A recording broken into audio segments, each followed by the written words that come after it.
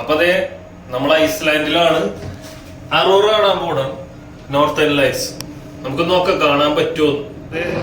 എലവേറ്ററിൽ ഇറങ്ങിയിട്ട് ഇങ്ങനെ മുകളിലേക്ക് നടക്കണത് കാണാൻ പറ്റൂലെന്ന് നമുക്ക് നോക്കാം. ഭയങ്കര ഒച്ചമ്പളൊക്കെ ഉണ്ട്. നടക്കട്ടെ. അപ്പൊ അതെ നമ്മുടെ സുഹൃത്തുക്കളെ കൂടെ വെയിറ്റ് ചെയ്തിരിക്കണാണ്. ഞാൻ ഡോറ് തുറന്ന് പുറത്തേക്ക് ഇറങ്ങി.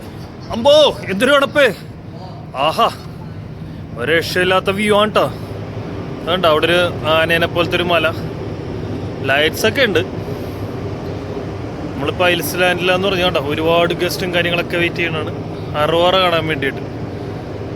ഇവിടെ രാത്രി ഏകദേശം ഇപ്പോൾ ഒരു 11:45 12 മണിയോട് ഇങ്ങനെ നിൽക്കണം. നമുക്ക് വെയിറ്റ് ചെയ്യാം കാണാൻ പറ്റൂലെന്ന്. വേണ്ട ഞങ്ങളൊക്കെ ഇവിടെ അറോറ കാണാൻ വേണ്ടിയിട്ട് വെയിറ്റ് ചെയ്യുന്ന ആൾക്കാരാണ്. ഒരുപാട് പേരുണ്ട്. ൊന്നുമല്ല, നല്ല അടിപൊളി തണുപ്പാണ് ഇവിടെ.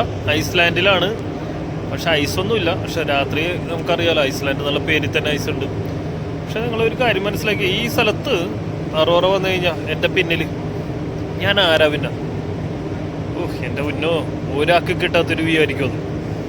ഞാൻ ഇപ്പോഴും വെയിറ്റ് ചെയ്തുകൊണ്ടിരിക്കുന്നതാണ് ഇവിടെ. ഇപ്പോഴും സണ്ണ് സെറ്റ് ആയിട്ടില്ല. രാത്രി 12 മണിയായിപ്പോ. കണ്ട ഇത് കണ്ടേ അയ്യാ, നമ്മള് കണ്ടില്ലേ എല്ലാവരും ഇത് വെയിറ്റ് ചെയ്തേക്കണം കാണാനായിട്ട്.